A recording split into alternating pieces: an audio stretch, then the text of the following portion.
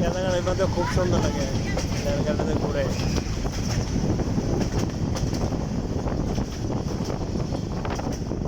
চলে যায় রাজশাহী, এটা রাজশাহী মমিষে চলে গেছে, আর এটা গেছে চিটাগাং নরসিংদীতে হয়ে। খুব সুন্দর দৃশ্য।